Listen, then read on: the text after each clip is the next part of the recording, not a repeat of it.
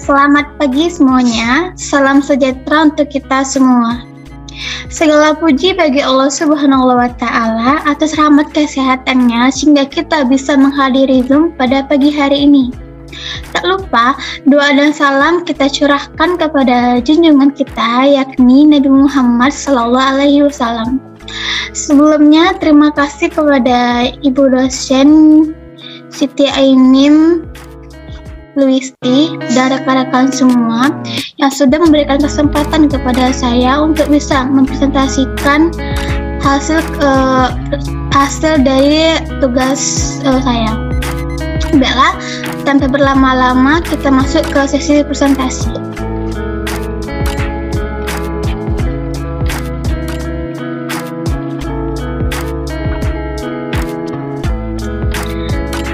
Baiklah, perkenalkan nama saya Putri Wulandari dengan NIM 21129096 dari jurusan PGSD dengan materi kalimat efektif.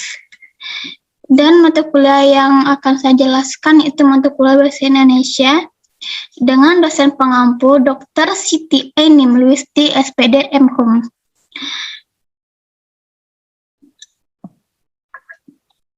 Baiklah, kita masuk ke sesi presentasinya.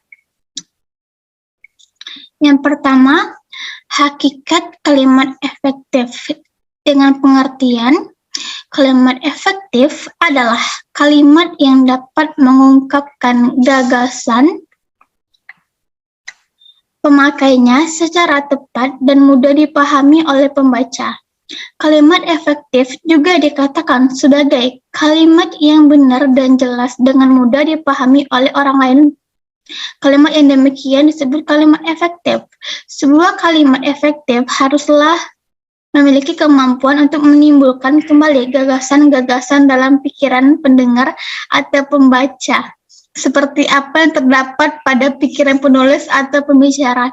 Hal ini berarti bahwa kalimat efektif haruslah disusun secara sadar untuk mencapai daya informasi yang diinginkan penulis atau pembicara.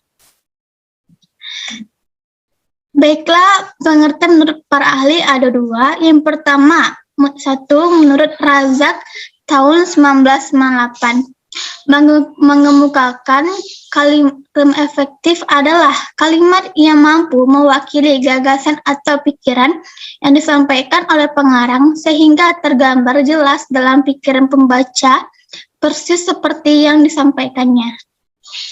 Yang kedua, menurut Manaf tahun 1999, kalimat efektif adalah kalimat yang dapat mengungkapkan pikiran atau perasaan penutur atau penulis secara lengkap dan akurat dan dapat dipahami secara mudah dan tepat oleh penyimak atau pembaca.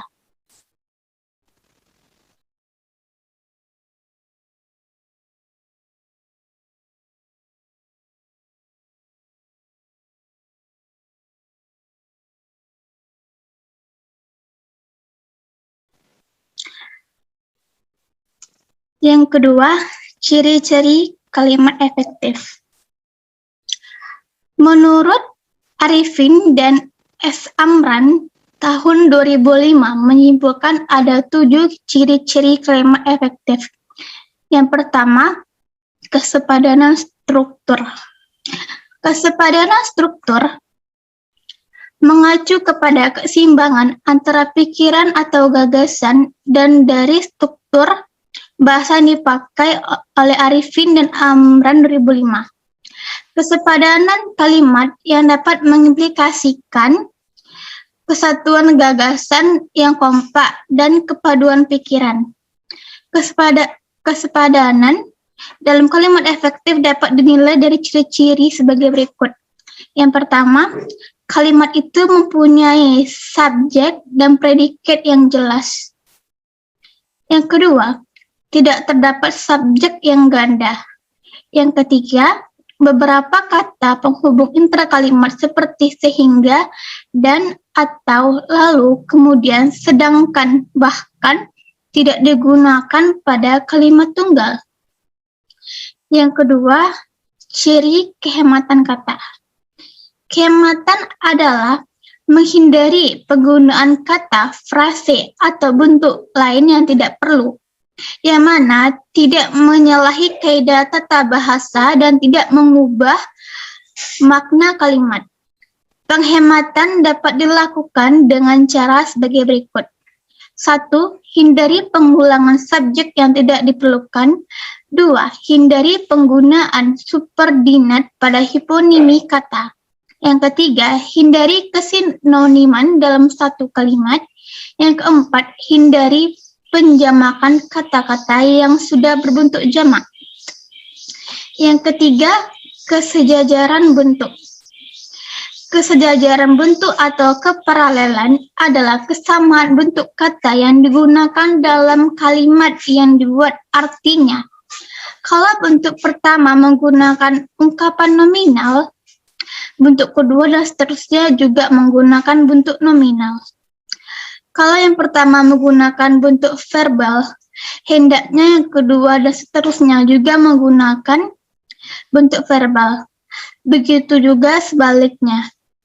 Jika kalimat yang dibuat kalimat menjemuk, maka kedua predikat juga memiliki bentuk yang sama dalam uraian. Yang keempat, ketegasan makna. Ketegasan makna atau penekanan adalah menonjolkan ide pokok dalam kalimat. Kalimat itu memberikan penekanan atau penegasan makna dengan menonjolkan kata-kata yang ingin ditekankan. Ciri-ciri penegasan kalimat efektif sebagai berikut. Yang pertama, meletakkan kata yang ingin ditonjolkan maknanya di depan kalimat. Yang kedua, membuat urutan kata secara bertahap sehingga akan menghasilkan makna yang lebih mendalam. Yang ketiga, melakukan pengulangan kata. Yang keempat, melakukan pertentangan atau perbandingan terhadap kata yang berusaha ditonjolkan dalam kalimat tersebut. Yang kelima, menggunakan partikel penegas sehingga akan menghasilkan kalimat yang sesuai maknanya. Yang kelima, kelogisan kalimat. Kelogisan adalah ide yang ada dalam kalimat dapat diterima oleh akal dan sesuai dengan ejaan yang berlaku. Kelogisan dilihat dari segi makna kalimat yang disusun oleh penulisan. Salah satu cara untuk membuat logis adalah dengan memperhatikan struktur susunan unsur kata yang dibuat. Jika susunan kata yang dibuat tidak tepat, maka akan menghasilkan kekaburan makna kalimat. Oleh karena itu, diksi dan susunan unsur kata mempengaruhi kelogisan kalimat yang mana ditinjau dari segi makna kalimat. Yang keenam, kepaduan makna. Kepaduan makna dan kalimat efektif dimaksudkan sebagai kepaduan yang pernyataan dalam kalimat itu sehingga informasi yang disampaikan tidak terpecah-pecah. Ciri-cirinya yaitu 1. Hindari penggunaan kalimat yang panjang dan bertele-tele. Yang kedua, kalimat yang padu menggunakan pola aspek tambah agen tambah verba secara tertib dalam kalimat-kalimat yang berpredikat persona. Yang ketiga, kalimat yang padu tidak perlu menyisipkan sebuah kata antara predikat kata kerja, transiti, dan objek penderita. Yang terakhir, kecermatan. Kecermatan dalam kalimat efektif dimaksudkan sebagai kalimat yang tidak menimbulkan pengertian ganda dan tepat dalam pilihan kata. Hal ini mengacu kepada pembentukan kalimat ambigu dalam tulisan yang dibuat. Pembentukan kalimat ambigu bisa terjadi ditinjau dari bentuk kalimat yang susunan unsur kalimat tidak beraturan, sehingga akan membuat kesalahan dalam penekanan. Pemaknaan. Kecermatan dalam kalimat efektif juga ditinjau dari penulisan huruf, pemakaian tanda baca, penulisan unsur serapan, dan pemilihan kata yang sesuai di dalam kalimat.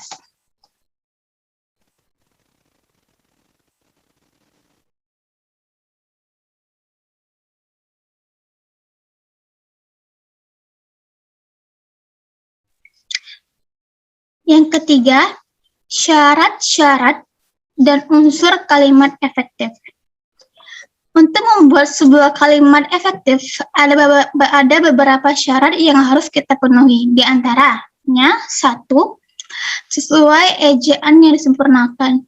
Yang kedua, mempunyai subjek predikat. Yang ketiga, tidak bertele-tele. Yang keempat, tidak multitafsir. Terdapat unsur-unsur kalimat efektif. Yang pertama, subjek atau dengan simbol S. Subjek adalah bagian kalimat menunjukkan pelaku, tokoh, sosok atau benda, sesuatu hal, suatu masalah yang menjadi pangkal atau pokok pembicaraan. Subjek biasanya diisi oleh jenis kata atau frasa benda nominal, klausa, atau frasa verbal. Yang kedua, predikat dengan lambang P, yakni bagian kalimat yang memberitahui melakukan tindakan apa atau dalam keadaan bagaimana subjek atau pelaku atau tokoh atau benda di dalam suatu kalimat. Selain berfungsi untuk tindakan atau perbuatan subjek, predikat dapat pula menyatakan sifat, situasi, status, ciri, atau jati diri subjek, termasuk juga sebagai predikat dalam kalimat adalah pernyataan tentang jumlah sesuatu yang dimiliki oleh subjek. Predikat dapat juga berupa kata atau frasa, sebagian besar berkelas verba atau adjektiva, tetapi dapat juga numeralia, nomina, atau frasa nominal. Yang ketiga ada objek dengan lambang O. Objek adalah bagian kalimat yang melengkapi predikat. Nomina, frasa nominal, atau klausal biasanya yang menjadi bagian objek. Letak objek selalu di belakang predikat yang berupa verba transitif, yaitu verba yang menuntut wajib hadirnya objek. Yang keempat, keterangan dengan lambang K. Unsur keterangan berarti menerangkan bagian kalimat lainnya. Unsur keterangan bisa berfungsi menerangkan subjek, predikat, objek, dan pelengkap. Posisinya bersifat bebas, dapat di awal, di tengah, atau di akhir kalimat. Keterangan dapat diisi oleh frasa nominal, frasa preposisional, adverbia, atau klausa. Yang kelima, pelengkap dengan simbol P.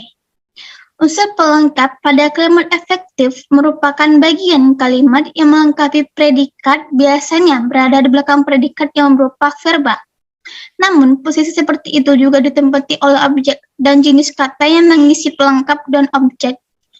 Juga sama, yaitu dapat berupa nomina, frasa nominal, atau klausa.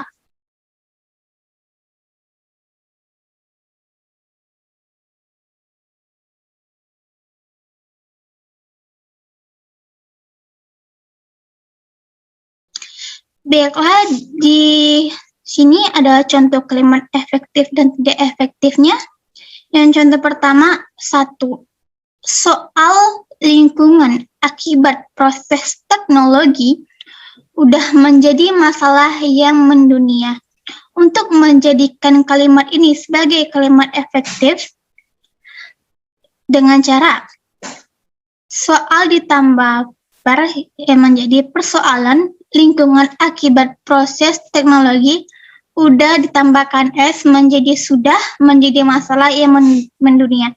Jadi kalimat yang tadinya tidak efektif bisa menjadi efektif dengan kita tambahkan kata di depan atau di belakang kata.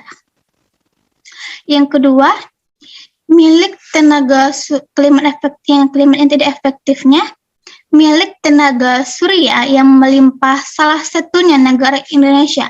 Untuk kalimat efektifnya, Indonesia adalah salah satu negara yang memiliki tenaga surya yang berlimpah. Yang ketiga, kalimat tidak efektifnya, ubah energi cahaya matahari menjadi energi listrik. Cara kerja panel surya. Untuk kalimat efektifnya, panel surya bekerja mengubah energi cahaya matahari menjadi energi listrik. Yang keempat, Ditemukan cara untuk meningkatkan efisiensi kerja dari sel surya dengan perkembangan teknologi. Kalimat efektifnya, dengan perkembangan teknologi diharapkan dapat ditemukan cara untuk meningkatkan efisiensi kerja dari sel surya. Yang kelima, maka dari itu harus dicari untuk mengatasinya seperti dengan mengembangkan teknologi yang ramah lingkungan. Itu adalah kalimat tidak efektif. Kalimat efektifnya adalah oleh sebab itu harus dicari cara untuk mengatasinya. Salah satunya dengan mengembangkan teknologi yang ramah lingkungan.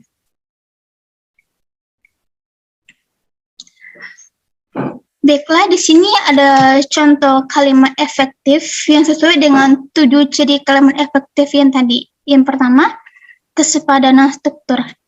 Kalimat awalnya, kita membeli makanan seperti contohnya pisang goreng. Kalimat efektifnya, kita membeli makanan seperti pisang goreng.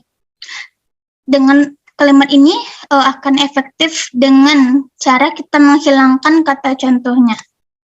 Alasannya, karena kata contohnya sama halnya dengan kata seperti, dilihat dari objeknya.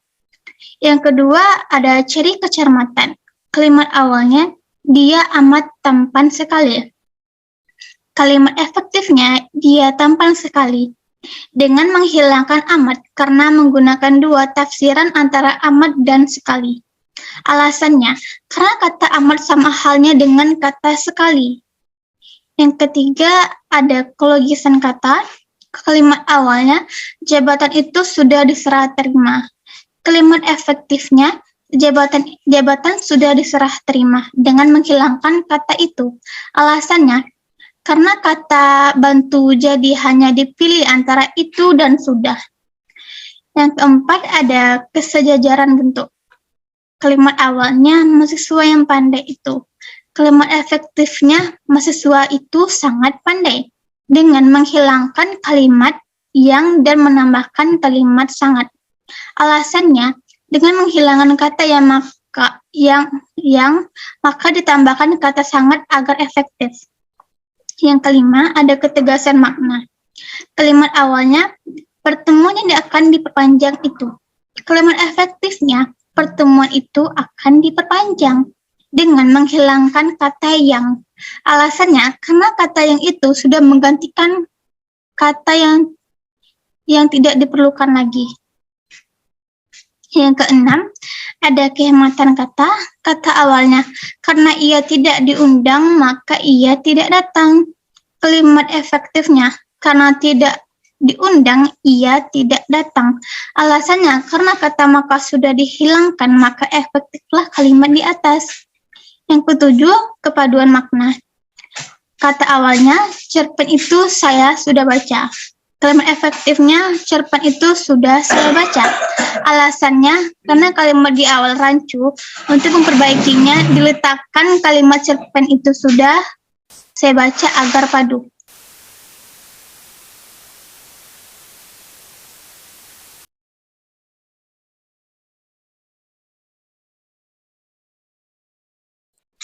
Baiklah, terima kasih. Sekian dari sesi presentasi saya. Saya harap dengan adanya presentasi saya hari ini, mudah-mudahan materi ini bisa kita pahami dengan bersama. Baiklah, selain itu ada juga manfaat. Saya tambahkan sedikit, selain itu juga ada manfaat kalimat efektif. Yang pertama, kita bisa mengetahui mana kalimat yang rancu dan mana kalimat yang padu atau yang benar. Yang kedua, kita bisa mengucapkan kalimat yang benar dengan menggunakan kalimat efektif.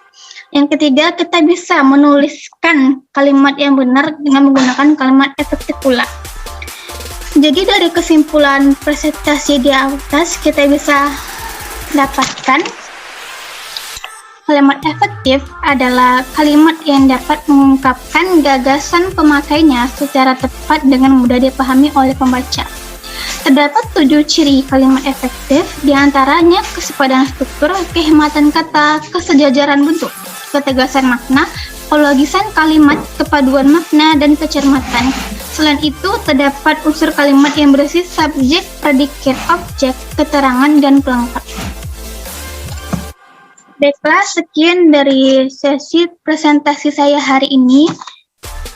Saya ucapkan terima kasih kepada Ibu dan teman-teman semua sudah meluangkan waktu untuk bisa mendengarkan presentasi saya hari ini. Saya ucapkan terima kasih dan maaf jika ada kesalahan kata dan kalimat dalam proses presentasi tadi. Baiklah, saya tutup dengan mengucapkan wabillahi taufiq wal hidayah. Wassalamualaikum warahmatullahi wabarakatuh. Give it to me like